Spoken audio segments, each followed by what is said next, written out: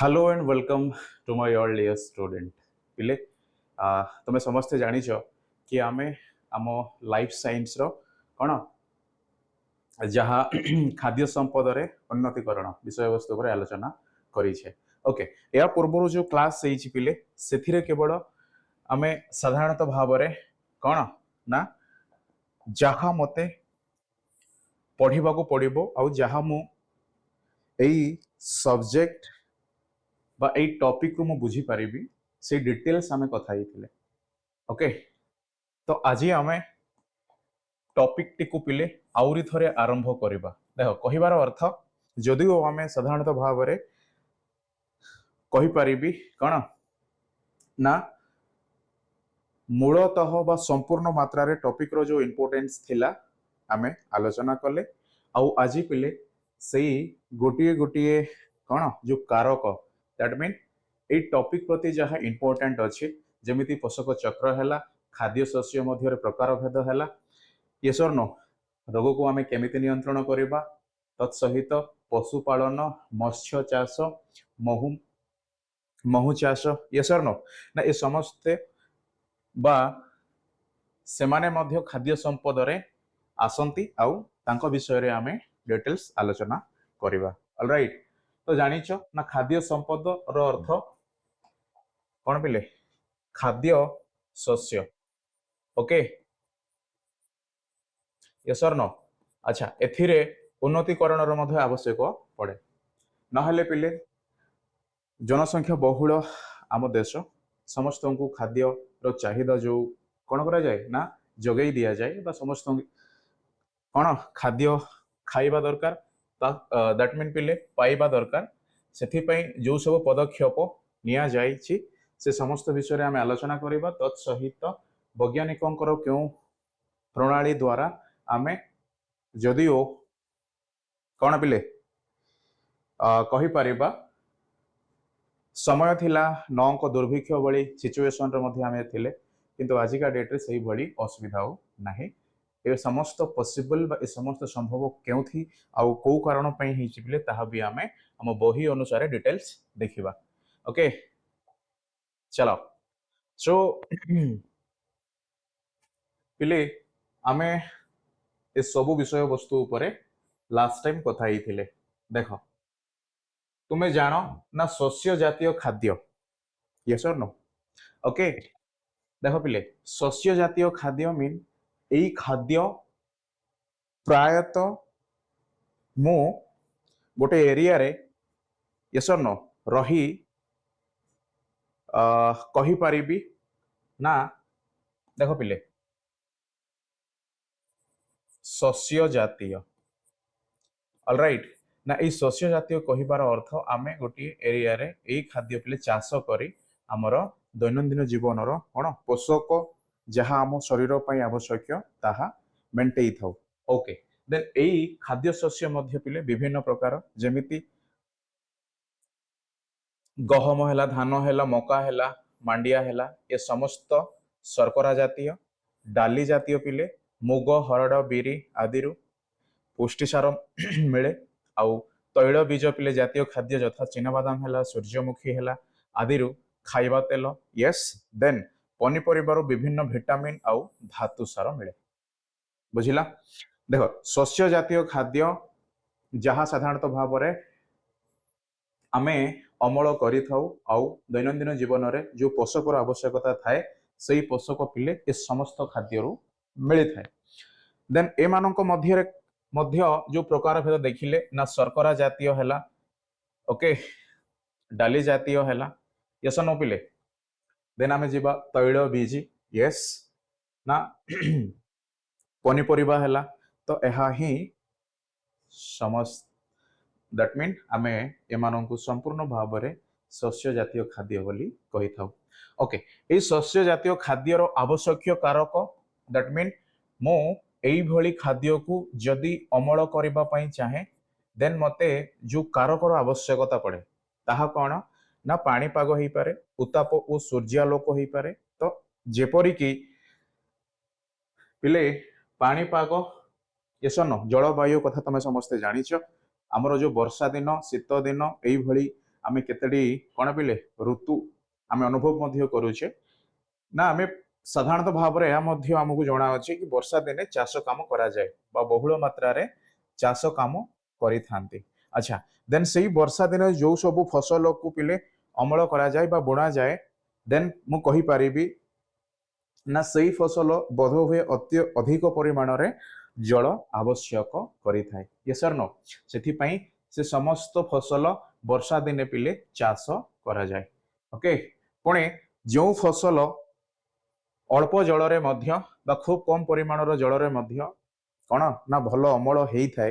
ताहा पिले आमे शीत दिने चाष करबा कथा जानिछे। वर्षा दिने चाष करा जाय यस डेफिनेटली पानी अधिक दरकार होउथाय आ शीत दिने चाष करबा पिले सेथिरे अल्प परिमाण जल मध्य कौन सेही भली फसल को एक कौन ना अधिक आमे सेही फसल रु अमल करी परिबा। ओके देख तो आमे सेही कारक माननकु नै जेहेतु पाणीपाग उताप आ सूर्यालोक ऑलराइट पिले ए समस्त कारक उपर निर्भर करी आमे जो खाद्य शस्य कथा आलोचना करूचे ए समस्त को दुई गोटी शस्य यस सेही मानकर कोन पिले ना कारक उपर निर्भर करी अलगा अलगा विभक्त करा जाइछि। तो देखो एथिरे कोन अछि ना खरीफ शस्य आउ ए खरीफ शस्य पिले केउ दिने चाष करा जाय वर्षा दिने चाष करा जाय आउ शीत दिने चाष करा जिबा शस्य को कोन कहा जाय पिले कोन रबी ऑलराइट रबी फसल। ओके सो वर्षा दिन आउ शीत दिन बोध हुए सूर्यालोकर बहुत आवश्यकता पड़ी थाए। यस आमे मध्य शीत अनुभव करि थाउ पिले सेही समय रे आमे ताप पई साधारणतः कोन ना जो शीत नियंत्रण वस्त्र मध्य परिधान करू तत्सहित पिले सूर्यालोक उपरे मध्य संपूर्ण भाव रे आमे डिपेंड करू। ओके तो रबी कहिबार अर्थ मध्य पिले सूर्य बुझी पारिलो सेथि पई शीत दिने जो चाष करा जाय ताको रबी फसल बोली कहा जाय आ वर्षा दिन जो चाष करा जाय पिले ताहा खरीफ फसल बोली कहा जाय। ओके तो सेही आधार रे रबी कहिबार अर्थ जदि सूर्य हुए देन तमे एमिति मने रख। ओके आउ एई रबी फसल किंबा खरीफ फसल मध्य काहा उपरे बा एमानंकु काहे कि एमिति प्रकार भेद करा गला काहे कि ना चाष करिबा पई जो कारकर आवश्यकता थाए पाणीपाग हैला उताप हैला सूर्यालोक हैला यस और नो ना ए समस्त सबु समय रे समान न थाए। ओके सेथि पई जदियो आमे चाष करिबा एई चाष करिबा पछरे जो कारक संपूर्ण भाव रे मु कहि परिबे प्राथमिकता भाव रे जलर आवश्यकता लड़ी थाए। सेही कारण हेतु पिले जल वर्षा दिने अधिक मात्रा रे चाष बिल रे कोन हुए ना जमा हुए बा पानी रो एते असुविधा हेई न थाए सेही कारण हेतु वर्षा दिने चाष करिबा फसल को खरीफ फसल बोली कहा जाय। बाकी जहा पिले वर्षा दिन छड़ा यस नो ताहा रबी फसल बोली कहा जाय किंतु साधारणतः भाव रे जेहेतु आमे शीत खरा आ वर्षा ए तीनिटी ऋतु को पिले आज पर्यंत हम अनुभव करूचे। सो एक्जाक्टली जदि खरा दिने चाष करिबा जदि भी प्रश्न आसे होप्सो रबी फसल थिले मे बी ठीक हेई पारे। ओके देखो तारठु बड़ बा आमर जहा पिले उन्नतिकरण दिगरे आमे चिंता करिबा कि आम देश रे 1960 ठारू 2004 मसीहा मध्य चाष जमी रे बा चाष जमीर परिमाण मात्र 25% वृद्धि घटी। दैट मीन पिले 1960 मसीह जेते संख्यक जन यस नो बा मु कहि परिबी जनसंख्या आउ 2004 मसीह जेते संख्यक जनसंख्या थिले देखो आमे कंपेयर करिबा 2000 कोन बिले 1960 रु 2004 देखो डेफिनेटली 1960 मसीह जो जनसंख्या आम भारत देश रे ऑलराइट ताहा निहाती भाव रे कम कहा ठारू 2004 मसीहार जनसंख्या ठारू तमे कहिबो सर काहे कि ना पिले 2004 मसीहारे हमर स्वास्थ्य अवस्था रे मध्ये परिवर्तन हेइथिला यस और नो सेथि पई जो जनसंख्या को नियंत्रण करिबा पई प्रकृति रो जहा नियम अछि ओके जन्म मृत्यु यस और नो ए समस्त पिले ना स्वास्थ्य अवस्थार बा स्वास्थ्य अवस्था जो भली भाव में उन्नत बा उन्नति श्रेणी रे भारत पहुंची थिला आ सेई उन्नति स्वास्थ्य अवस्था जो लोक मानकर मध्य जहा कौन रुहे ना कौन पिले छोट रोग हेले मध्य से माने मृत्यु मुखरे पड़ुथिले किंतु यह परवर्ती समय रे नथिला केबे 2004 मसीहा रे सेथिपई जनसंख्या तो डेफिनेटली वृद्धि हेइची एई समय रे तो जनसंख्या जहाँ भी थिला से सेतिकी ही डेफिनेटली जेहेतु मेडिकल रो व्यवस्था भी एते नथिला ओके हाँ तो एई वर्धिष्णु जनसंख्या ओके पिले आमे 1960 मसीहा 2004 मसीहा मध्य जो चाष जमी यस और नो बा चाष करिबा पई जो जमी पूर्वरु थिला 1960 मसीहा आउ ताहा 2004 मसीहा पिले 25% वृद्धि घटिला दैट मीन पिले जदि मु कहिबी सपोज 1960 मसीहा केते ना 100 गोटी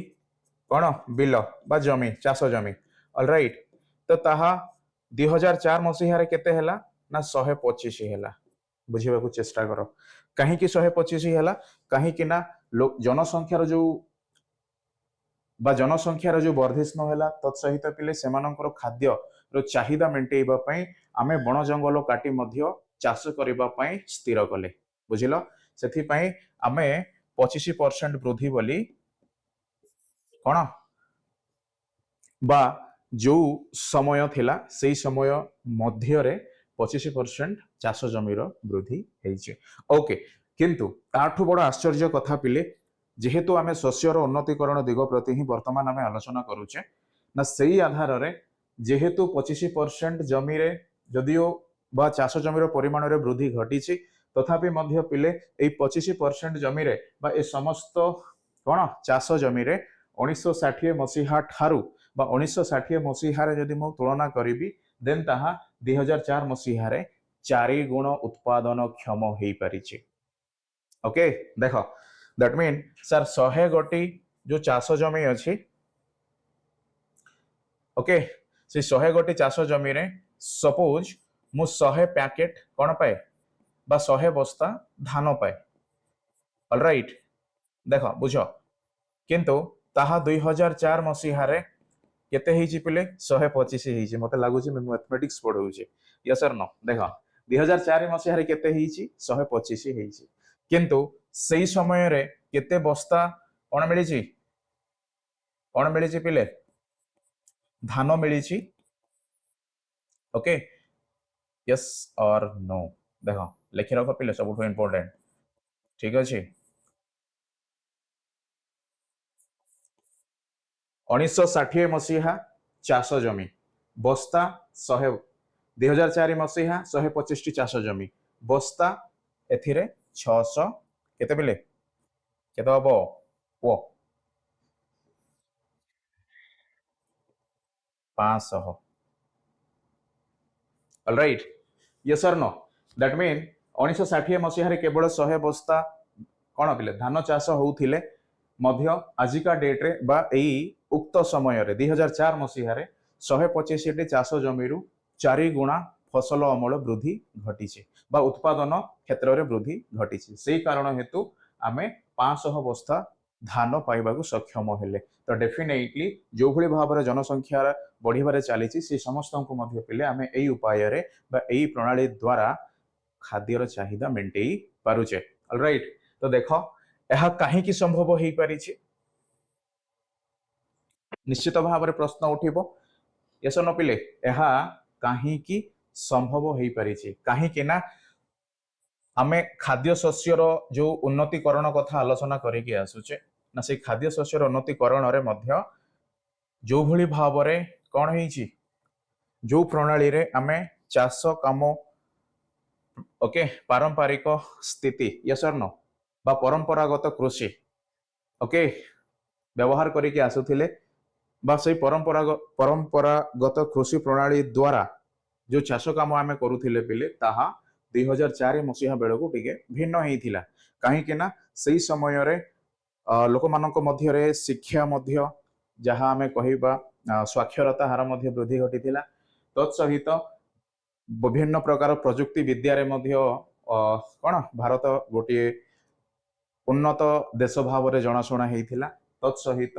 ବିଭିନ୍ନ ପ୍ରକାର ସଂରକ୍ଷଣର ମାଧ୍ୟମ ମଧ୍ୟ ସେଥିରେ ଉତ୍ତମ ଭାବରେ କାମ କରି ଏହି ସମସ୍ତ କାରଣ କାମ କଲା। ଏହି ସମସ୍ତ କାରଣ ହେତୁ ଏହା 4 ଗୁଣା ବୃଦ୍ଧି ହେଇପାରିଲା। ଦେଖ, କହିବାର ଅର୍ଥ ଉଚ୍ଚ ଗୁଣବତ୍ତା ସମ୍ପନ୍ନ ମଞ୍ଜିର ଚୟନ ପ୍ରଥମ କାମ। ଉଚ୍ଚ ଗୁଣବତ୍ତା ଏସନ ପିଲେ, ଯଦି ତମେ ଯୋଉ ଚାଷ ଆମେ ପରମ୍ପରା ବା ପାରମ୍ପରିକ କୃଷି ପଦ୍ଧତି ଅନୁସାରେ ପିଲେ ଆମେ ସପୋଜ ଧାନ ବୁଣିବାର ଅଛି ନା, ସେଇ ଧାନ ପିଲେ ଆମେ ଘରେ ହିଁ ନର୍ମାଲି କିଛି ପ୍ରୋସେସ ପ୍ରକ୍ରିୟା ଦ୍ୱାରା ତାକୁ ଓଦା କରାଯାଏ, ଫେର ନେଇକି ପିଲେ ଯାହା ବି ଗଜା ହେଲା ପରେ ତାକୁ ବୁଣାଯାଏ। ଏଥିରେ ସମସ୍ତ ମଞ୍ଜି ଯଦି ଉତ୍ତମ ସ୍ୱାସ୍ଥ୍ୟ ଦ୍ୟାଟ୍ ମିନ୍ ଉତ୍ତମ ଗୁଣ ଅଛି, ଦେନ୍ ସେ ସମସ୍ତ ମଞ୍ଜି ଏଇ ପ୍ରତିକୂଳ ପରିବେଶରେ ଯଦି ବର୍ଷା ନ ହୁଏ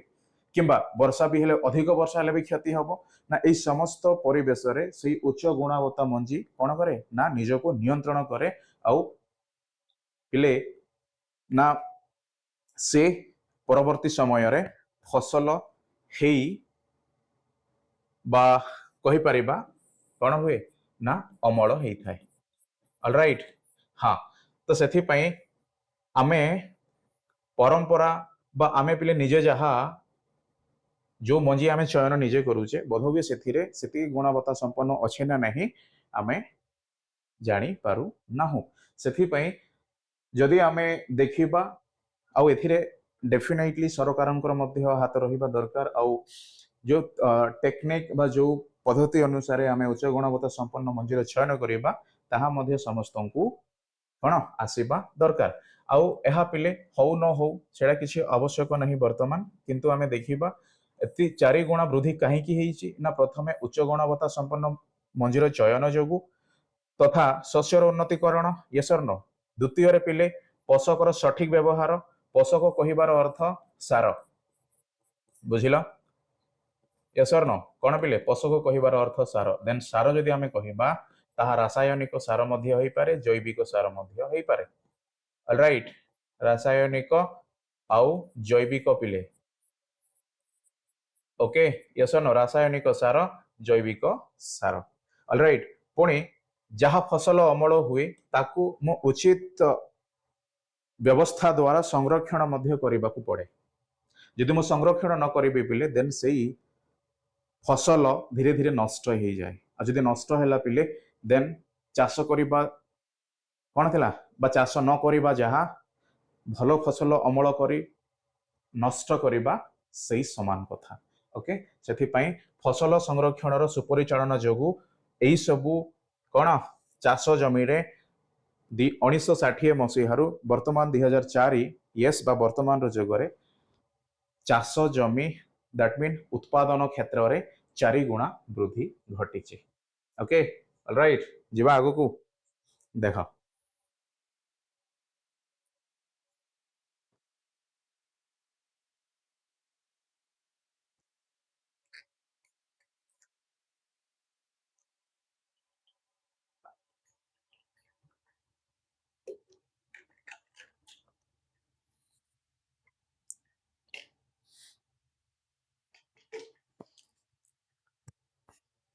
ଓକେ, ଠିକ ଅଛି ପିଲେ। ଆଉ ଶସ୍ୟର ଉନ୍ନତିକରଣ ପାଇଁ ଯାହା ଆମେ ଦେଖିଲେ 4 ଗୁଣା ବୃଦ୍ଧି, ସେଥିରେ ଉନ୍ନତି ନିହାତି ଭାବରେ ହେଇଛି। ଆଉ ସେଇ ଉନ୍ନତି ପଛରେ କେଉଁମାନଙ୍କର ହାତ ଅଛି, ଆଉ ବର୍ତ୍ତମାନ ପର୍ଯ୍ୟନ୍ତ ମଧ୍ୟ ଶସ୍ୟ କ୍ଷେତ୍ରରେ ଉନ୍ନତି ଆଣିବା ପାଇଁ କେତେ ଗୁଡ଼ିଏ ଅନୁଷ୍ଠାନ କାମ କରୁଛନ୍ତି। ଓକେ, ସେମାନଙ୍କୁ ମଧ୍ୟ ଆମେ ଆଲୋଚନା କରିବା। ଦେଖ, ଶସ୍ୟର ଉନ୍ନତିକରଣ ନା ସାଧାରଣତଃ ଭାବରେ ଏହା ଉଦ୍ଭିଦର ପ୍ରଜନନ ଆଉ ସୁସ୍ଥ ଉଦ୍ଭିଦର ଚୟନ ଦ୍ୱାରା ଶସ୍ୟ ଗୁଣବତ୍ତା ଏବଂ ଉତ୍ପାଦନରେ ବୃଦ୍ଧି କରାଯାଇଥାଏ। ସେ ଯାହା ମଧ୍ୟ ହଉ ପିଲେ, ପ୍ରଥମେ ଆମେ ଯୋଉ ପ୍ରଥମ ପଏଣ୍ଟ ପଢିଲେ ଉତ୍ତମ କ'ଣ ଗୁଣବତ୍ତା ମଞ୍ଜିର ଚୟନ। ଓକେ, ୟେସ୍ ଅର୍ ନୋ। ଆଉ ଏଇ ଉତ୍ତମ ଗୁଣବତ୍ତା ମଞ୍ଜିର ଚୟନ କେମିତି ବା କେଉଁ କାରକ ଉପରେ ନିର୍ଭର କରେ ବା କାହା ଉପରେ ସେ डिपेंड करी थाए ना उद्भिदर प्रजनन देख डिफिकल्ट फील करि पार मु कहूची प्रजनन आउ सुस्थ उद्भिद यस और नो पिले देख पिले फल ना वृक्ष रे जेते बेले फल फली थाए ता पूर्वरु फूल देखा जाए राइट फूल पर पराग संगम यस और नो संकर करण तुम जानिच ना यह हेला परे ही यस और नो पिले जो समायन कथा ऑलराइट सेथिरु फल फली थाए तो ठीक से भरी आमे जो फसल अमल करबा पई जाउचे जो शस्य अमल करबा पई जाउचे सेथिरे मध्य एइपरि हेइ थाई पारे आ सेई कारण हेतु सेमानकर प्रजनन मध्य सठिक भाव रे हेबा दरकार ओके तत्सहित पिले सेई सुस्थ मध्य सॉरी सेई उद्भिद मध्य सुस्थ अवस्था रे रहिबा दरकार तेबे जाई ताहा कोन ना शस्यर गुणवत्ता आउ बा जो मंजी पिले आमे पाइबा ताहा अधिक गुणवत्ता संपन्न आउ सेथिरो जहा उत्पादन हुए ताहा डेफिनेटली 4 गुणा वृद्धि हेइ थाई बा उत्पादन रे वृद्धि करा जाई थाई ओके तो आम देश रे विगत 70 दशक रे प्रोफेसर यस 70 दशक रे पिले प्रोफेसर किए एम एस स्वामीनाथन कर सहयोग रे संगठित होइथिबा सबुज विप्लव आमे गत क्लास रे मध्य मु डिटेल्स भाव रे जदिओ नुह तथापि मध्य सारंकर नाम कहिथिली कोन एम एस के प्रोफेसर स्वामीनाथ राइट से सेई सबुज विप्लवर कर्णधार दैट मीन सी सबुज विप्लवी बा ए सबुज विप्लव माध्यम रे नुआ किसमर खाद्य शस्यर प्रचलन रो व्यवस्था आरंभ करिथिले काहे कि ना से जहा परीक्षा करिथिले से परीक्षा रे पिले प्रतिकूल जेहेतु बहुल जनसंख्या बा जनवर्धिष्णु कारण हेतु एमानंकु बा समस्तंकु खाद्यर चाहिदा मेंटेइबा पई परिवेशर अवस्था जहाँ मध्य हो ताहा अनुकूल मध्य ही पारे प्रतिकूल मध्य ही पारे दैट मीन वर्षा दिन वर्षा पड़ी न पारे तथापि भी सही शस्यरु मते फसल अमल करबा निहाती जरूरी अछि नहेले ये नहेले कोन बिले एमाने मध्य सेही भूकिला अवस्था रे बा नंग दुर्भिक्ष भली सिचुएशन रे चली जिवे सेथि पई सबुज विप्लव कहा द्वारा कोन बिले संगठित करा जाइथिला ना एम एस स्वामीनाथन को सहयोग रे ए समस्त विषय वस्तु उपरे परीक्षा करी से नुआ किसमर खाद्य शस्यर प्रचलन सारा भारत वर्ष रे करिथिले फल रे भारतीय कृषि गवेषणा परिषद Indian council of agricultural research ICAR नुआ दिल्ली वो आम राज्य रे थिबा केंद्रीय धान गवेषणा केंद्र okay yes or no central research rice institutions Cuttack एवं ओडिशा कृषि विद्यालय OUAT okay yes or no OUAT रो फुल फॉर्म तुम निजे कहो पिले ठीक अछि भुवनेश्वर ना ए समस्त आजी डेट पंत बा आजी मध्य गवेषणारत अछंती आ सेही अनुष्ठान गुडी करे पिले खाद्य शस्य उपरे क्यों परी क्यों आगो आ कोन हेबा दरकार बा केमिति कृषक मानक साहाय्य करबा दरकार बा केउ कारक उपरे बा एमानकर जो कोन थाए तथ्य थाए से तथ्य आधार रे पिले सरकार कोन दियंती ना किछि कोन पिले ना सरकारंकर जहा दरकार हेई थाए साहाय्य सेही साहाय्य कृषकों को दिया जाए ओके विभिन्न प्रकार स्कीम अछि बट ताहा तो आमे आलोचना करिबानी ताहा करि जदियो ताहा करिबा पिले देन आमे जीवको पड़िबो परिवेश विज्ञान राइट तो वर्तमान बुझिलो ना जो नूतन किसमर बा नुआ किसमर कोन खाद्य शस्यर प्रचलन किए करिथिले ना प्रोफेसर एम एस स्वामीनाथन 70 दशक रे दैट मीन पिले 1970 मसिया रे राइट देन से ओके सबुज विप्लव परीक्षा रे आसे तापरे कोन पिले ना भारतीय कृषि गवेषणा केंद्र आईसीएआर नवा दिल्ली रे अछि आ आम राज्य रे थिबा सीआरआरआई केंद्रीय धान गवेषणा केंद्र कटक एवं भुवनेश्वर रे अछि OUAT okay Odisha university of agricultural and technology okay प्रचेष्टा फल रे तो ए समस्तंकर चेष्टा रे पिले विभिन्न उन्नत और नूतन किस्म धान अन्य फसल प्रचलन होई आसुची आ भल परिमाण रे कौन उत्पादन क्षम हो पारुची आउ एई क्रम वर्धिष्णु जनसंख्यार चाहिदा को मध्य उत्तम रूप से मेंटेई पारुचे ऑलराइट बुझी पारिला सेथि पई कौन जहाँ भी हो किंतु प्रजनन द्वारा उन्नत किस्म उद्भिदर सृष्टि करबा मध्य सबुठु आवश्यक केवल आपण उत्तम गुणवत्ता मंजी बुणिले सेतिकी नुह सेमानक मध्य प्रजनन हेबार मध्य प्रक्रिया तत्सहित पिले स्वास्थ्य अवस्था मध्य सेई उद्भिदर ठीक रहिबा दरकार देन सेथिरु भल कण अमल आमे करि परिबा दैट मीन उन्नत किस्म उद्भिदर सृष्टि करबा प्रणाली प्रथमे किए लुथर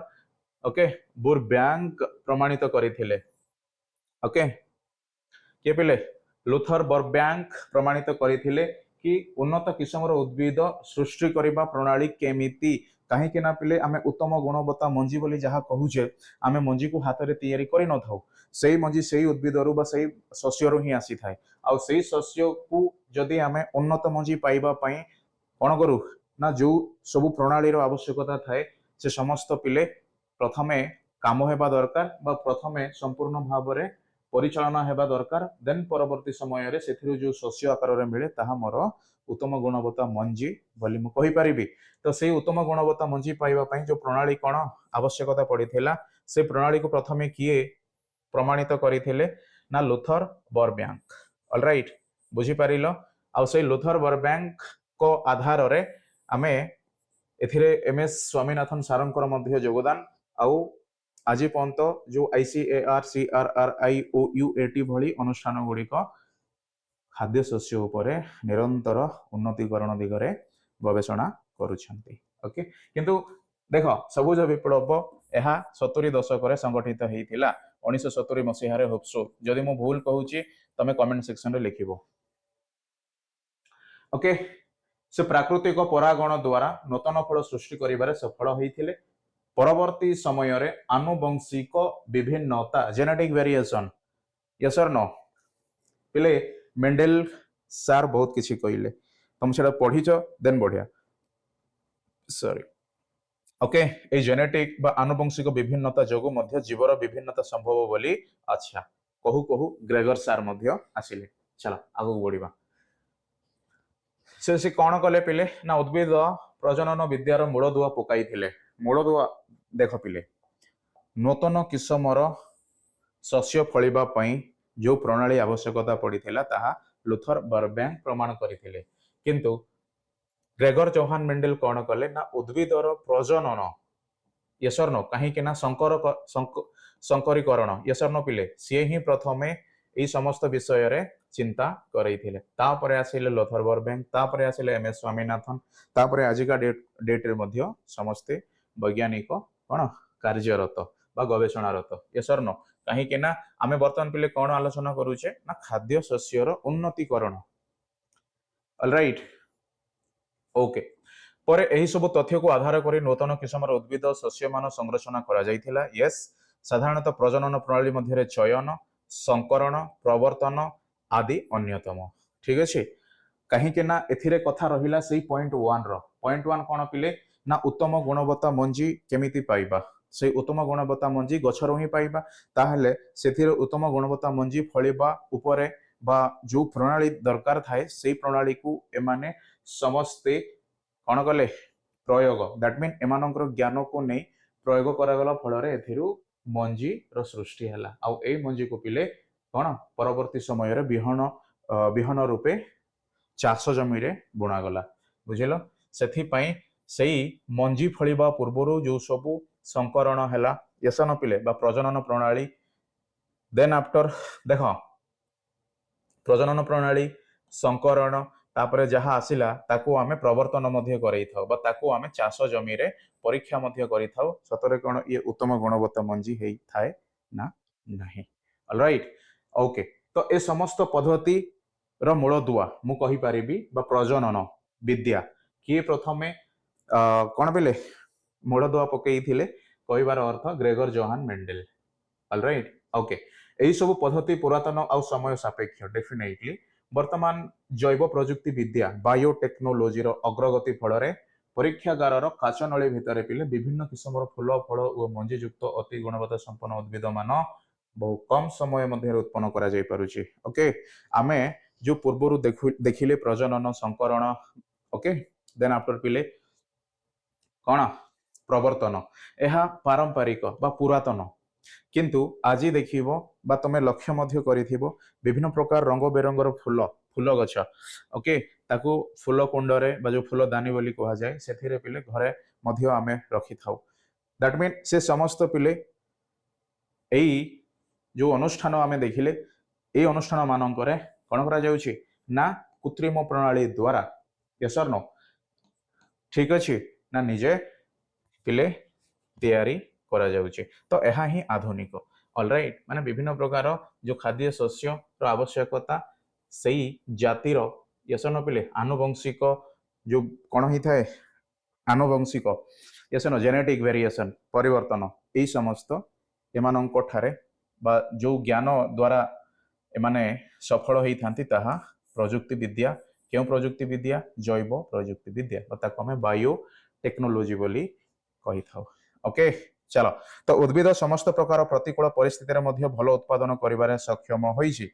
यस नो सेथि पई पिले काहे कि आमे समस्त एई सब विषय वस्तु प्रति आलोचना करूछे जेहेतु उद्भिद जदिओ मो रवि फसल और खरीफ फसल भाव में दुई प्रकार शस्य को आज पर्यंत बा आमे चाष करी अमल करी आसुचे किंतु जदि वर्षा दिने वर्षा न हैला काहे कि ना एहा मध्य आमे देखिचे आजिका डेट रे पाणीपागर बा पाणीपाग जलवायुर जो भली परिवर्तन सेई परिवर्तन रे पिले आमे मध्य निश्चिंत अच्छे कि वर्षा दिने वर्षा हेई न थाए आ तमे एई वर्ष मध्य लक्ष्य करिवो जनवरी रु पिले नवेम्बर पहुंचलाणी सब मासरे वर्षा होउचे आ एथिरे आमे आ वर्षा ऋतु बोली मध्य एक्स्ट्रा जो कोन प्रथम तो थिला 6 गोटी ऋतु 6 गोटी ऋतु पिले ताहा कमी 3 गोटी ऋतु हैला से 3 गोटी ऋतु पुणी वर्षा जो भली भाव रे प्रत्येक मासरे कोन जो वृष्टिपात होउची पिले सेही आधार रे धीरे धीरे देखिबो आउ गोटे ऋतुर मध्य लुचिबा आरंभ होबो ओके चलो ठीक अछि से जहा मध्य हो बट ताहा ही प्रतिकूल बोली कहिबा जहा कि सेही प्रकार शस्य को अमल करिबा पई परिवेशर अवस्था उपयुक्त हेई न थाए जदि ताहा उपयुक्त पिले देन अनुकूल ऑलराइट ओके फलरे नूतन किस्मर खाद्य शस्य प्रस्तुतिर नूतन दिग देखा जाइए ठीक अच्छे से वर्षा हो न हो किसी ना बट आमर जो मंजी उच्चम गुणवत्ता सी सॉरी उत्तम गुणवत्ता सी निश्चिंत भाव में प्रतिकूल परिवेश मध्य बढ़ी फसल अमल यस बा खाद्य शस्य दे थाए ओके ओके ओके देख पिले तो से नूतन किस्मर दिग्दर्शन किए ना एम एस स्वामीनाथन सार कर्णधार कहार बा क्यों कौन पिले क्यों विप्लवर सबुज विप्लवर ठीक अच्छे पिले देख टिके गोटे मिनिट देख कि आम बायोटेक्नोलोजी द्वारा ए समस्त विषय वस्तु आउ सबुज विप्लव माध्यम जो अनुष्ठान मानकर जो कार्य यही प्रजुक्ति विद्या बा जैव प्रजुक्ति विद्या द्वारा सेमानकर सफल निहाती भाव में उत्तम गुणवत्ता मंजी सृष्टि करिबारे सफल होइछे आउ ताहा प्रतिकूल परिवेश रे मध्य आमको शस्य उत्पादन करि देइ थाए पुणे नूतन किस्मर खाद्य शस्य प्रस्तुति भिन्न भिन्न प्रकार यस न पिले पिले मु भाबुथिली जो आमे चाउल देखुचे यस न चाउल जहा आमे बिलरे चाष करू बास सेतिकी ताहा ही किंतु तमे दैट मीन मु ही निजे विश्वास करि पारोनी 60 रु अधिक विभिन्न प्रकार चाउल आमे आजि कोन उत्पादन करि पारुचे सेथि पई ताहा कहिबार अर्थ पिले विभिन्न प्रकार नुआ नुआ किस्मर खाद्य शस्य रो एक नुआ दिग्दर्शन जहा ए सबुज विप्लव दर्शई आउ ताहा पिले बा सेई जो नुआ किस्मर मंजी को प्रस्तुति करबा पई जो विप्लव आरंभ होइथिला ताको जेनियो विप्लव बोली कहा जाय ओके ओके यस सर नो बुझिला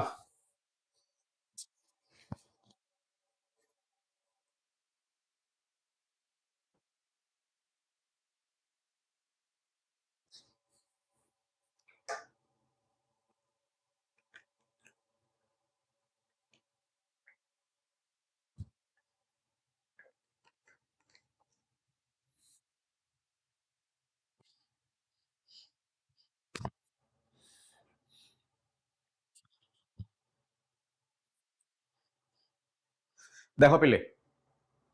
पोषकर व्यवहार ऑलराइट आमे पोषक कहिबार अर्थ रासायनिक सार और जैविक सार बा सार साधारणतः निजर वृद्धि और विकास निमंते उद्भिद विभिन्न प्रकार स्थूल और सूक्ष्म पोषकर आवश्यकता करिथाय जेहेतु आमे मध्य मनुष्य यस पिले आम शरीर जो विकास बा आम शरीर जो गठन ऑलराइट ना आमे आमे निजे मध्य पोषक ऊपर निर्भर करू आ जहाँ आमे सॉरी खाद्य शस्य रु पाई थाउ आ एई खाद्य शस्य पिले कौन होई थाए ना मृत्तिकारु से माने पोषक ग्रहण करती यस और नो आ सेई पोषक आमे खाऊ आ जेतेबेले मृत्तिकारे अल्प परिमाण रे पोषक रही थाए देन सेई जगह रु पिले अधिक परिमाण रे खाद्य शस्य उत्पादन करबा संभव हे न थाए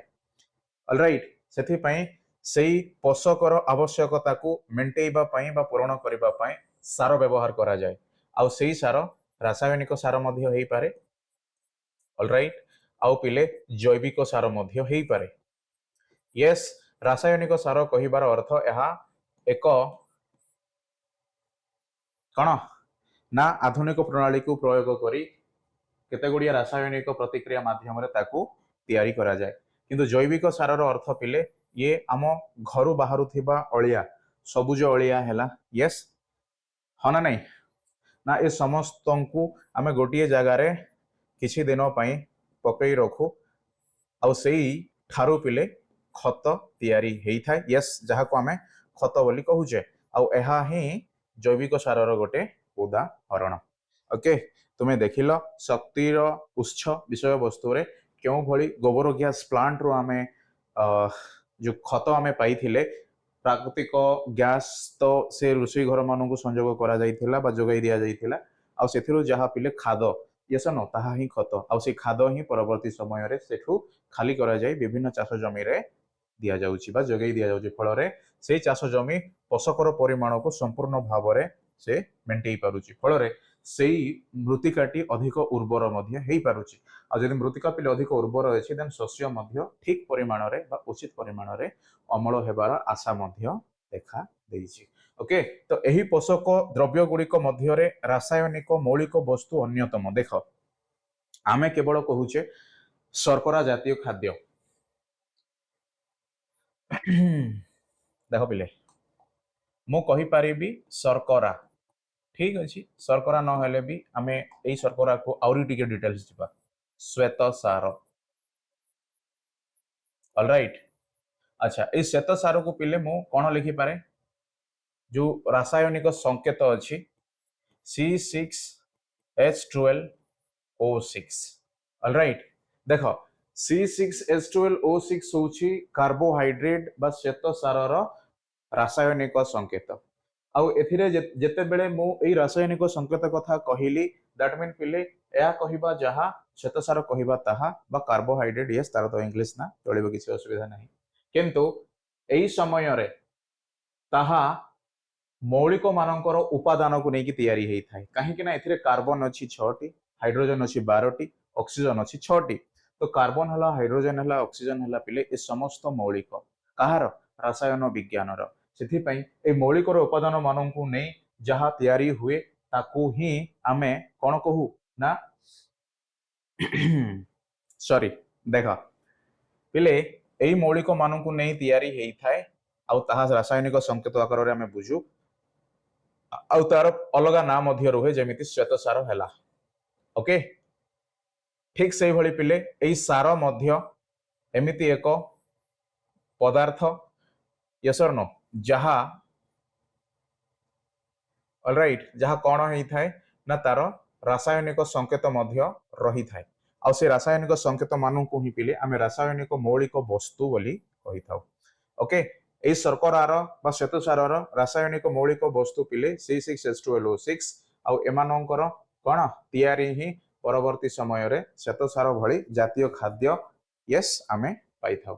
ओके ठीक से भली सारर मध्य रासायनिक संकेत अछि बाय द वे आमे पढिबा ऑलराइट ना से समस्ते मध्य रासायनिक मौलिक वस्तु द्वारा कोन ना परिचय हुअंती ओके ए समस्त पोषक द्रव्य उद्भिद कौन करे ना निजर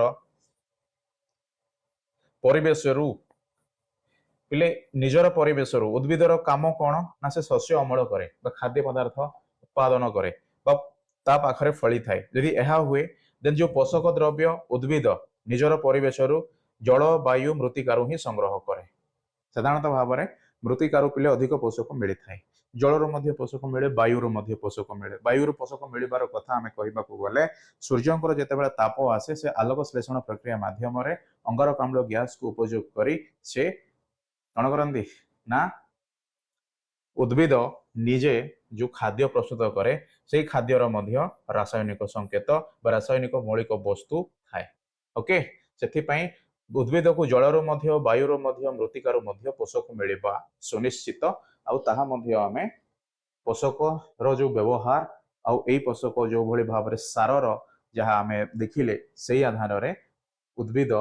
ନିଜର ଆବଶ୍ୟକତାକୁ ଜଳ ବାୟୁ ମୃତ୍ତିକାରୁ ସଂଗ୍ରହ କଲା ବୋଲି ମଧ୍ୟ ବୁଝିଲେ। ଓକେ, ଚଲ ଆଚ୍ଛା ପିଲେ ଉଦ୍ଭିଦର ପୋଷଣ ଓ ବିପାକୀୟ ପ୍ରକ୍ରିୟା ଉପରେ ପ୍ରତ୍ୟକ୍ଷ ପ୍ରଭାବ ପକାଏ। Yes or no? କାହିଁକି ନା ଦେଖ ଲକ୍ଷ୍ୟ କର ଜଳବାୟୁ ଆଉ ମୃତ୍ତିକାର ସଂଗ୍ରହ ଡେଫିନେଟଲି ପୋଷକ ଯୋଗାଇବାରେ ସାହାଯ୍ୟ କରନ୍ତି କାହାକୁ ଉଦ୍ଭିଦକୁ। ଆଉ ଉଦ୍ଭିଦ ଏଥିରୁ ପୋଷଣ ପାଇଥାଏ ବା ନ୍ୟୁଟ୍ରିସନ ପାଇଥାଏ।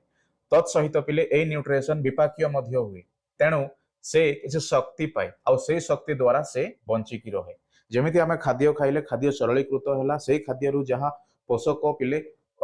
କଣ ହୁଏ ନା ମିଳେ ସେଇ ପୋଷକ ପ୍ରତ୍ୟେକ କୋଷ ପାଖରେ ପୁଣି ଖାଦ୍ୟ ରୂପରେ ପହଞ୍ଚେ। ଆଉ ସେଇ କୋଷ ସାମ୍ନାରେ ଯେତେବେଳେ ସେ କଣ ହୁଏ ନା ପୁଣି ଥରେ ସରଳୀକୃତ ହୁଏ ଦେନ୍ ସେଥିରୁ ଆମକୁ ଏଟିପି ରୂପରେ ଶକ୍ତି ମିଳିଥାଏ। ଆଉ ଏଇ ଏଟିପି ଶକ୍ତି ମୁଦ୍ରା ବା ଶକ୍ତି ତିଆରି ହେଲା ପରେ ପିଲେ ସେ ଅପଚୟ ମଧ୍ୟ ହୁଏ। କାହିଁକି ନା ଏଇ ଶକ୍ତିକୁ କୋଷ ବ୍ୟବହାର କରେ। ଫଳରେ ଆମେ ବା ଆମ ଦେହରେ ଯୋଉ ତାପ ନିର୍ଗତ ହେବା କଥା ଆମେ ପଢିଥିଲେ ଆଉ ସେଇ ତାପ ନିର୍ଗତ ହେବା ହିଁ ଶକ୍ତିର ବା ଶକ୍ତି ରୂପାନ୍ତରଣର ଗୋଟିଏ କଣ ଉଦାହରଣ। Yes or no? Okay, that mean ସେଥିରେ ପିଲେ ଦେଖ କୋଷ ବଞ୍ଚିଲା, କୋଷ ବଞ୍ଚିବା ଦ୍ୱାରା ଟିସୁ ବଞ୍ଚିଲେ, ଟିସୁ ବଞ୍ଚିବା ଦ୍ୱାରା ଅଙ୍ଗ ପ୍ରତ୍ୟଙ୍ଗ ବଞ୍ଚିଲା, ଅଙ୍ଗ ପ୍ରତ୍ୟଙ୍ଗ ବଞ୍ଚିବା ଦ୍ୱାରା ଏଇ ଶରୀର ମଧ୍ୟ ବଞ୍ଚିଲା। ରାଇଟ୍, ତ ଡେଫିନେଟଲି କୋଷ ସ୍ତରରୁ ଯୋଉ ଭଳି ଆବଶ୍ୟକତା ଥାଏ ତାହା ଚୟାପଚୟ ପ୍ରକ୍ରିୟା ମାଧ୍ୟମରେ ତାହା ସମସ୍ତ ପ୍ରକାର ଗୋଟେ ବସ୍ତୁକୁ ବଞ୍ଚିବା ପାଇଁ ଯାହା ଦରକାର ପଡେ ଇଏ ମେଣ୍ଟେଇଥାଏ ବା ଇଏ ତାକୁ ପୂରଣ କରିଥାଏ। ସେଥିପାଇଁ ଆମେ ମେଟାବୋଲିଜମ ବୋଲି ଯାହା କହିଲେ ଏହା ହିଁ ଚୟାପଚୟ ପ୍ରକ୍ରିୟାର ସମସ୍ତ ବିଷୟବସ୍ତୁ। ସେଥିପାଇଁ ପୋଷକରୁ ମିଳେ ପୋଷଣ ଦ୍ୟାଟ୍ ମିନ୍ ନ୍ୟୁଟ୍ରିସନ ଆଉ ଏଇ ନ୍ୟୁଟ୍ରିସନ ବିପାକୀୟ ମେଟାବୋଲିଜମ ଅଲରାଇଟ୍ ପ୍ରକ୍ରିୟାରେ ପ୍ରତ୍ୟକ୍ଷ ପ୍ରଭାବ ପକାଇଥାଏ। ସେଥିପାଇଁ ପୋଷକ ମାନଙ୍କ ମଧ୍ୟରେ କୌଣସି ଗୋଟିଏ ଆବଶ୍ୟକୀୟ ପୋଷକ ପଦାର୍ଥ ଠିକ ପରିମାଣରେ ନ ପାଇଲେ ପିଲେ ଉଦ୍ଭିଦର ସ୍ୱାଭାବିକ ବୃଦ୍ଧି ବିକାଶ ହୋଇନଥାଏ। ଆମେ ମଧ୍ୟ ଯଦି କୌଣସି ପ୍ରକାର ପୋଷକର କଣ ପିଲେ ସଠିକ ପରିମାଣରେ ଯଦି ଆମକୁ ପୋଷକ ନ ମିଳେ ଦେନ୍ ଆମେ ମଧ୍ୟ ବିଭିନ୍ନ ପ୍ରକାର ରୋଗ ବା ସେଇ ପୋଷକର ଅଭାବରୁ ଯୋଉ ରୋଗ ହେବାର ସମ୍ଭାବନା ଥାଏ ସେଇଭଳି ପରିସ୍ଥିତିରେ ବା ସେଇଭଳି ରୋଗଗ୍ରସ୍ତ ହେଇଥାଉ। ଓକେ, ପୁଷ୍ଟିସାର ଅଭାବ ଜନିତରୁ କୋଉ ରୋଗ ହୁଏ କହିପାରିବ? ଆଚ୍ଛା ମୁଁ ଦୁଇ ପ୍ରକାର ରୋଗର ନାଁ କହିବି, ତମେ ସମସ୍ତେ କମେଣ୍ଟ ସେକ୍ସନରେ ଲେଖିବ କ୍ୱାସିଅର୍କର ଆଉ ମାରାସ୍ମସ୍। ଓକେ, କଣ ପିଲେ କ୍ୱାସିଅର୍କର ଆଉ ମାରାସ୍ମସ୍। ଦେନ୍ କ୍ୱାସିଅର୍କର କେଉଁ ପୋଷକର ଅଭାବ ହେଲେ ହେଇଥାଏ ଏଇ ରୋଗ, ପୁଣି ମାରାସ୍ମସ୍ ମଧ୍ୟ ପିଲେ କେଉଁ ପୋଷକର ଅଭାବ ହେଲେ ହେଇଥାଏ ତମେ କମେଣ୍ଟ ସେକ୍ସନରେ ଲେଖ। ଓକେ, ଚାଲ ଦେନ୍ ଦେଖ ଏଇ ପୋଷକ ଦୁଇ ପ୍ରକାର ଯଥା ରସାୟନ ବା ରାସାୟନିକ ସାର ଆଉ ଜୈବ ସାର। ରାସାୟନିକ ସାର ଜୈବ ସାର କଥା ଆମେ ଦେଖିଲେ। ଓକେ, ତ ଶସ୍ୟ ଉତ୍ପାଦନରେ ସାରର ଭୂମିକା ଅତ୍ୟନ୍ତ ଗୁରୁତ୍ୱପୂର୍ଣ୍ଣ ଡେଫିନେଟଲି। ତେଣୁ ଉତ୍ତମ ଶସ୍ୟ ଉତ୍ପାଦନ ପାଇଁ ଠିକ ସାରର ମଧ୍ୟ ବ୍ୟବହାର ନିତାନ୍ତ ଆବଶ୍ୟକ। ଓକେ, ବୁଝିଲ ନା ନାଇଁ मेरे प्यारे बच्चों? ओके, ଦେଖ ତମକୁ ମୁଁ ଗୋଟେ ଦେଖେଇବି ପିଲେ। कहाँ गया? अच्छा ओके, ଦେଖ ଦେଖିପାରୁଛ ଇଏ ହେଉଛି ରାସାୟନିକ ସାର। ଦେଖ କେତେ ସୁନ୍ଦର ଦେଖାଯାଉଛି କିନ୍ତୁ ସେତିକି ଡେଞ୍ଜରସ୍ ମଧ୍ୟ ପିଲେ। ଏହା ଜୈବ ସାର ଦେଖ ଯୋଉ ଖାଦ ବା ଯାହା ଆମେ ଖତ ବୋଲି କହିଥାଉ। ୟେସ୍, ଓକେ, ହଁ ନା ନାଇଁ? ଓକେ,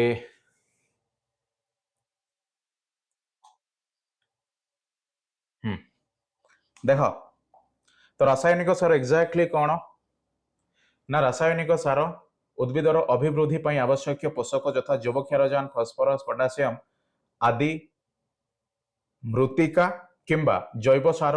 ଠିକ୍ ପରିମାଣରେ ମିଳୁନଥିବାରୁ ରାସାୟନିକ ସାର ବହୁଳ ଭାବରେ ବ୍ୟବହାର କରାଯାଇଥାଏ। ପିଲେ ଜୈବ ସାର ହିଁ ସଫିସିଏଣ୍ଟ ସେମିତି ଆମେ କହିବା ମଧ୍ୟ ଭୁଲ, କାହିଁକି ନା ଜୈବ ସାର ବ୍ୟବହାର କଲା ପରେ ମଧ୍ୟ କେତେକ ରାସାୟନିକ ୟେସ୍ ବା କେତେକ ପୋଷକର ଆବଶ୍ୟକତା ପଡ଼ିଥାଏ। ଆଉ ସେଇ ପୋଷକ ଗୁଡ଼ିକ ପିଲେ ଯୁବକ୍ଷାରଜାନ ହେଇପାରେ, ସେଇ ପୋଷକ ପିଲେ ଫସ୍ଫରସ୍ ହେଇପାରେ, ସେଇ ପୋଷକ ପିଲେ ପଟାସିୟମ ମଧ୍ୟ ହେଇପାରେ। ଏ ସମସ୍ତ ମୌଳିକ ମାନଙ୍କର ନାଁ ୟେସ୍ ରସାୟନ ବିଜ୍ଞାନର, ସେଥିପାଇଁ ମୌଳିକ ବସ୍ତୁତ୍ୱ ବୋଲି ଆମେ ରାସାୟନିକ ସାରକୁ ବୁଝିକି ଆସୁଛେ। ଅଲରାଇଟ୍, ତ ଏହା ଅସୁବିଧା ଯଦିଓ ପଡ଼ିଲା, କାହିଁକି ନା ସାର୍ ମୁଁ ବହୁଳ ଭାବରେ ବ୍ୟବହାର କରିଲି ଜୈବିକ ସାର, ତଥାପି ମଧ୍ୟ ମୋର ଯେଉଁ ଆବଶ୍ୟକତା ପଡ଼େ ଅଳ୍ପ ମାତ୍ରା ହଉ କିମ୍ବା ଅଧିକ ମାତ୍ରା ହଉ ତାହା ଏଇ ରାସାୟନିକ ସାର ଦ୍ୱାରା ହିଁ ପୂରଣ କରାଯାଇଥାଏ। ଓକେ, ଆଜିକା ଡେଟ୍ରେ ପିଲେ ତାର ଓଲଟା ଦେଖ, ଆମେ ଚିନ୍ତା କରିବା କଥା ଯଦି ମୁଁ ଜୈବିକ ସାର ମୋ ଜମିରେ ମୁଁ କ'ଣ କଲି ମାନେ ପ୍ରୟୋଗ କଲି ବା ଜୈବିକ ସାର ଦ୍ୱାରା ମୁଁ ପୋଷକ ମେଣ୍ଟେଇବା ପାଇଁ ଚେଷ୍ଟା କଲି, କିନ୍ତୁ ତାହା ପିଲେ ଏତେ ସମ୍ପୂର୍ଣ୍ଣ ହେଇନଥାଏ। ତାକୁ ମେଣ୍ଟେଇବା ପାଇଁ ମୋତେ ରାସାୟନିକ ସାର ଅଧିକ ହଉ କିମ୍ବା କମ୍ ହଉ ଆବଶ୍ୟକତା ପଡ଼ିଥାଏ। ୟେସ୍ ଅର୍ ନୋ? କିନ୍ତୁ ଏହା ଠିକ୍, ବଟ୍ ଅଧିକ ରାସାୟନିକ ସାର ଯଦି ଆମେ ବ୍ୟବହାର କରିବା ଦେନ୍ ମୁଁ କହିପାରିବି ମୃତ୍ତିକା ପାଖରେ ଆମେ ଯେତେ ଜୈବିକ ସାର ପ୍ରୟୋଗ କଲେ ମଧ୍ୟ ସେ ତାର ପୋଷକକୁ ପୂରଣ କରିପାରୁ ନାହିଁ। ଓକେ, କାହିଁକି ନା ପିଲେ ଗୋଟିଏ ଚାଷ ଜମିରେ ପୋଷକ ତିଆରି ହେବା ପାଇଁ ମଧ୍ୟ ଓକେ ପୋଷକ ଚକ୍ର ଆମେ ଦେଖିବା ସମୟ ଲାଗିଥାଏ। ଆଉ ସେଇ ସମୟ ସୀମା ମଧ୍ୟରେ ଆମେ ସେଇ ଚାଷ ଜମିରେ 3-4 ଥର ଚାଷ ମଧ୍ୟ କରିଥାଉ, ଦେନ୍ ସେଇ ମୃତ୍ତିକାରେ ପୋଷକ ଆସିବ କୋଉଠୁ? ଓକେ, ନା ସେଇ ସମସ୍ତ ଅସୁବିଧା ଏଇ ରାସାୟନିକ ସାର ଦ୍ୱାରା ପ୍ରୟୋଗ କରାଯାଉଛି। ସେଥିପାଇଁ ଯୁଆଡ଼େ ଯିବ ଦେଖିବ ଖାଦ୍ୟ ଜନିତ ରୋଗ ୟେସ୍ ଯାହା ରାସାୟନିକ ସାରରୁ ହିଁ ପିଲେ ତାର ବା ରାସାୟନିକ ସାରର କୁପ୍ରଭାବ। ଓକେ ଓକେ, ସେଥିପାଇଁ ଆମେ କହିପାରିବା ଦେଖ ବାୟୁ ପ୍ରଦୂଷଣ ଯେପରି ମୃତ୍ତିକା ପ୍ରଦୂଷଣ ମଧ୍ୟ ଏହିପରି। ଅଲରାଇଟ୍, ଓକେ, ପୁଣି এই ରାସାୟନିକ ସାରକୁ ସାଧାରଣତଃ ବିଭିନ୍ନ ରାସାୟନିକ ପଦାର୍ଥରୁ କାରଖାନାରେ ପ୍ରସ୍ତୁତ କରାଯାଇଥାଏ। ଏହା ପିଲେ ମୁଖ୍ୟତଃ ଦୁଇ ପ୍ରକାର, ସରଳ ସାର, ଯୌଗିକ ସାର। ଜୈବିକ ନୁହଁ, ଯୌଗିକ। ଓକେ, ଯୌଗିକ ମନେ ଅଛି, ଯୌଗିକ ମୌଳିକ ପରେ ଯୌଗିକ, ଠିକ୍ ସେଇଭଳି ପିଲେ ଯୌଗିକ ସାର। ଦେନ୍ ସରଳ ସାରରେ ଗୋଟିଏ ମୁଖ୍ୟ ଉପାଦାନ ରହିଥିବା ବେଳେ ଯୌଗିକ ସାରରେ ପିଲେ 2 ବା ତାଠୁ ଅଧିକ ଉପାଦାନ ରହିଥାଏ। ୟେସ୍, ସରଳ ସାର ଆଉ ଯୌଗିକ ସାର। ସରଳ ସାରରେ ପିଲେ ଗୋଟିଏ ଉପାଦାନ ମୁଖ୍ୟ ଭାବରେ ରହିଥାଏ, ଆଉ ଯୌଗିକ ସାରରେ 1ରୁ 2 ମଧ୍ୟ ହୁଏ। ୟେସ୍, ସେଥିପାଇଁ ହିଁ ଯୌଗିକ ହୁଅନ୍ତି। ଓକେ, ସେଥିପାଇଁ ଯୌଗିକ ସାରରେ 2ରୁ ତାଠୁ ଅଧିକ ଉପାଦାନ ମଧ୍ୟ ରହିଥାଏ। ତ ଶସ୍ୟ କ୍ଷେତ୍ରରେ ରାସାୟନିକ ସାରର ପ୍ରୟୋଗ ବେଳେ ଆମକୁ ସାରର ମାତ୍ରା ଉପରେ ମଧ୍ୟ ଗୁରୁତ୍ୱ ଦେବାକୁ ହବ। ଯଦି ଆମେ ଯେହେତୁ ମୋତେ ଅଧିକ ଚାଷ କରିବାର ଅଛି ବୋଲି ଆମେ ଅଧିକ ଯଦି ସାର ପକେଇବା ତାହା ମଧ୍ୟ ମୃତ୍ତିକାକୁ ନଷ୍ଟ କରିଦେଇଥାଏ। ୟେସ୍ ଅର୍ ନୋ? ସେଥିପାଇଁ କେତେ ମାତ୍ରାର ସାର ଆମେ ପ୍ରୟୋଗ କରିବା ଦରକାର ସେଇ ଦିଗ ପ୍ରତି ମଧ୍ୟ ଗୁରୁତ୍ୱ ଦେବାକୁ ହବ, ନଚେତ୍ ସେ ସମସ୍ତ ପିଲେ ଜଳସେଚନ ହେଲା, ବର୍ଷା ଜଳ ହେଲା, ଅନ୍ୟାନ୍ୟ ଉପାୟରେ ଧୋଇ ହୋଇ ଜଳୀୟ ପରିସଂସ୍ଥାରେ ମିଶିଯାଏ। ଫଳରେ ସେଇ ଜଳୀୟ ପରିସଂସ୍ଥାରୁ ଆମେ ପରବର୍ତ୍ତୀ ସମୟରେ କ'ଣ ନିତ୍ୟ କର୍ମ କରିଥାଉ, ଗାଧେଇଥାଉ, ଲୁଗା ସଫା କରୁ, ସମୟ ସମୟ ସେଥିରେ ଆମର ଯେଉଁ ଗୃହପାଳିତ ପଶୁମାନଙ୍କୁ ମଧ୍ୟ ଗାଧୋଇ ଦିଆଯାଏ। ତ ଆମେ ସମସ୍ତେ ପିଲେ ରୋଗାଗ୍ରସ୍ତ ହେଇଥାଉ। ତାହାକୁ ଜଳ ପ୍ରଦୂଷଣର ବୋଲି କୁହାଯାଏ। ବା ଅଧିକ ସାର ପ୍ରୟୋଗ କରିବା ବା ବ୍ୟବହାର କରିବା ମଧ୍ୟ କ'ଣ ହୁଏ? ଜଳ ପ୍ରଦୂଷଣର ସମସ୍ୟା ସୃଷ୍ଟି କରେ। ଓକେ, ଏହା ବ୍ୟତୀତ ରାସାୟନିକ ସାରର ବହୁଳ ବ୍ୟବହାର ଫଳରେ ମୃତ୍ତିକାର ଉର୍ବରତା ମଧ୍ୟ କହିଥିଲି କମିଯାଏ। ୟେସ୍ ଅର୍ ନୋ? ସମସ୍ତେ ବୁଝିପାରୁଛ, ସମସ୍ତେ ବୁଝୁଛ ପିଲେ? ଏହା ଆମର କ'ଣ ନା ପରୀକ୍ଷା ଦୃଷ୍ଟିରୁ MCQ ଆଉ ସବଜେକ୍ଟିଭରେ ଯେମିତି ପ୍ରଶ୍ନ ଆସେ ସେଇଭଳି ସବୁଠୁ ଇମ୍ପୋର୍ଟାଣ୍ଟ। ଓକେ, ଲାଷ୍ଟ କ୍ଲାସରେ ଆମେ ତାର ଡିଟେଲ ପିକ୍ଚର୍ସ ଯାହା ଏକ୍ଜାକ୍ଟଲି ମୁଁ ଶିଖିବା ପାଇଁ ଯାଉଛି ତାହା ଆମେ ଆଲୋଚନା କରିଥିଲେ, କିନ୍ତୁ ଆଜି ଆଉ ଆମେ ଡିଟେଲ୍ସ ଆଲୋଚନା କରୁଛେ। ଓକେ, ଦେଖ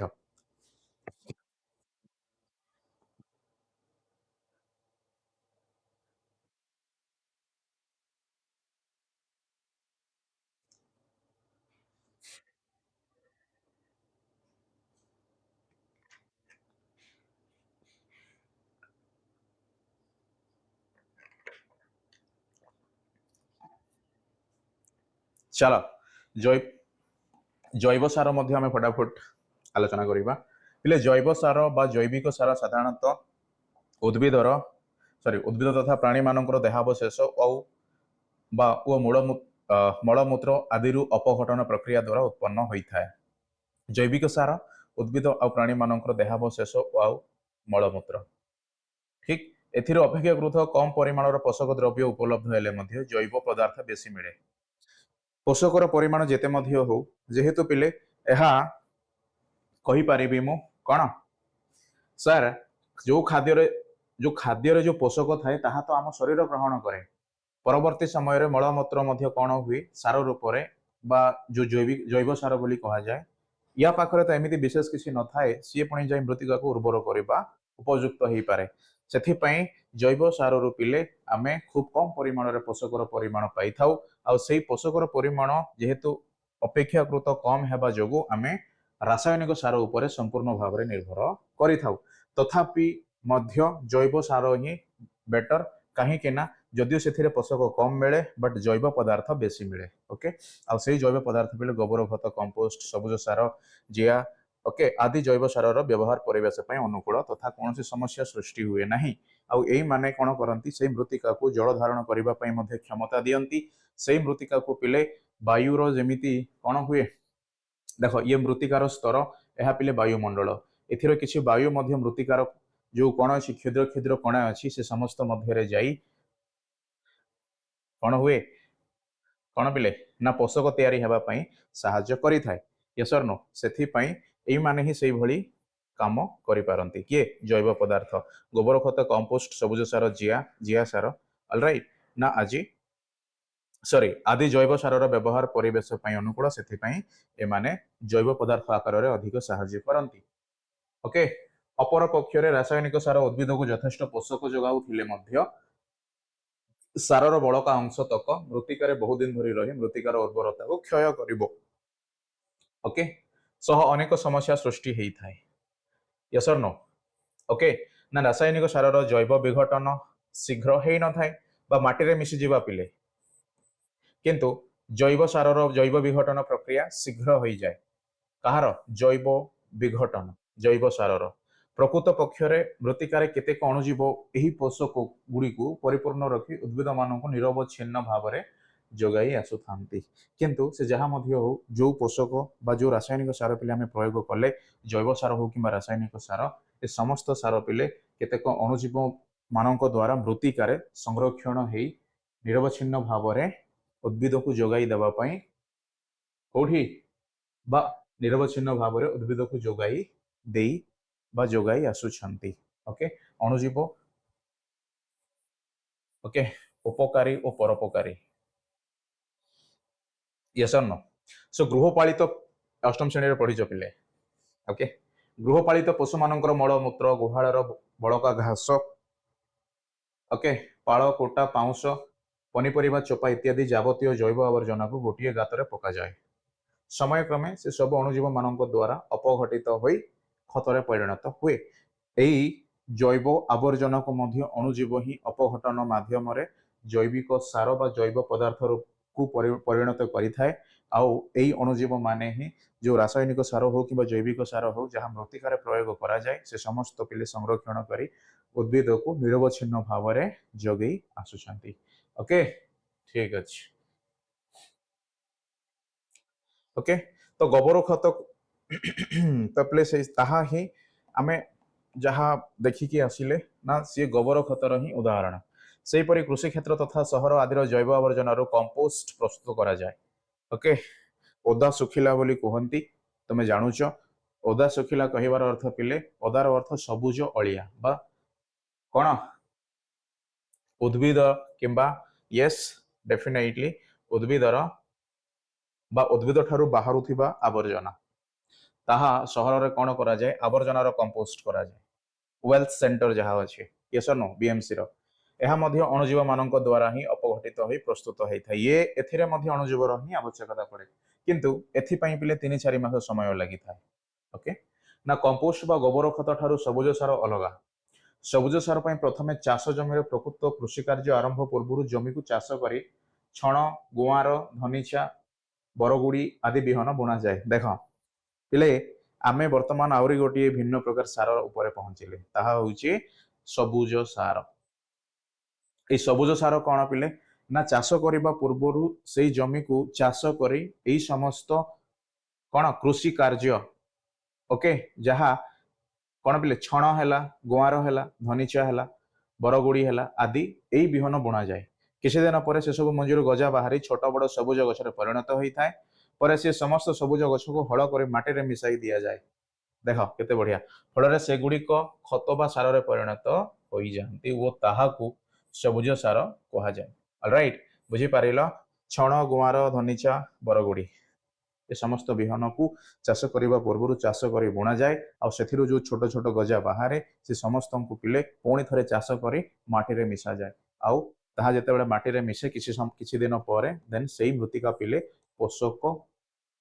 कौन बा से मृत्तिका पोषक द्वारा पूर्ण होता है। ओके तो जैविक सार अन्य एक उदाहरण जिया सार भर्मी कंपोस्ट बोली कहा जाए। भर्मीर अर्थ पिले जिया दैट मीन से मानकर एक प्रक्रिया। ऑलराइट जिया तो आर्थवाम आम कही था। तो जैव पदार्थ प्रस्तुत एक उन्नत मानर जैव सार नमूना एथिपाई आवश्यक जैविक पदार्थ मध्य गोबर है सुखिला पत्र है नड़ा है अन्य कृषि कार्य द्रव्य रोषई घर जैविक आवर्जना आदि मुख्य उपादान बुझिल। ओके जिया द्वारा जैविक आवर्जन केतेक जैविक प्रक्रिया द्वारा ए प्रकार खत प्रस्तुत होता है। जैविक खत को जैविक सार को किए प्रस्तुति करिबारे सहाय्य करे ना जिया। ओके बुझिपार सबुज सार पिले सबुज उपाय माने से चाष करी ताको माटी रे मिसा जाए। जिया सार रे अधिक परिमाण रे अनेक आवश्यक पोषक द्रव्य रही था किंतु बेटर जिया सार बा जैविक सार। ओके देख तो उद्भिदर आवश्यक पोषक पदार्थ गुड़ी को मृत्तिकार उपलब्ध कराइबारे जहाँ उद्भिद को दरकार ताहा पिले आमे पूरण करि पारुछे। यस और नो ऑलराइट अच्छा ठीक अछि आमे पिले टिके मने पकाइबा फटाफट जो सारो आमे पढिले डेफिनेटली गोटे इंपोर्टेंट लॉन्ग क्वेश्चन है कि आसे ता पूर्वरु देखो अणुजीव पोषण को जैव उर्वरक बा बायो फर्टिलाइजर कहा जाए। कहीं अणुजीव माने ही एही परी अपघटन प्रक्रिया रे भाग नै थांती आ सेमाने ही पोषक को पिले संरक्षण करी मृत्तिका को निरंतर भाव रे बा निरवच्छिन्न भाव रे जोगै थांती। तो एही अणुजीव मानक मध्य रे आजाटोबैक्टर कोन ना मने रख आजाटोबैक्टर ओके क्लॉस्ट्रिडियम राइजोबियम आदि प्रधान नाइट्रोफाइन यस और नो ओके अणुजीव व्यतीत अन्य केतेक एककोषी जीव यथा नीलहरित शैवाल बा सियानो बैक्टेरिया एवं केतेक कवक और एजोला आदि वायुमंडल जवक्षार जान को बेभंदित कराई मृत्तिकार जैव उर्वरक कार्य करती। जवक्षार जान पिले जवक्षार जान ऑलराइट ताहा वायुमंडल रे रुहे और ताकू मृत्तिकार किए विबंधन कराती वायु पिले किए कठिन अवस्था को लेकिन आसती यही सबू बैक्टेरिया कौन सियानो है कवक है एजोला है राइट। तो बर्तमान टिश्यू पोषण बा टिश्यू पोषण पिले से भली कौन पद्धति रे ए प्रकार अणुजीव और उद्भिद मान चाष करा जाई से समस्त चाषी मान बजार में उपलब्ध हो पारुचे। ओके तो टिश्यू पोषण माध्यम रे भी पिले जो अणुजीव जहाँ आमर आवश्यकता अच्छी से मध्य चाष करा जाई कृषक को बाजार रे दिया जाउची दैट मीन उपलब्ध करा जाउची बिका जाउची। ओके आउ किछटा उन्नत मानर खाद्य शस्य मध्य एई साहाय्य रे तैयारी करी से माननकु बा जहाँ आमको दरकार आमे ही कृषक दिया सरकार द्वारा जोगई दिया जाउची। ठीक अछि यस सर नो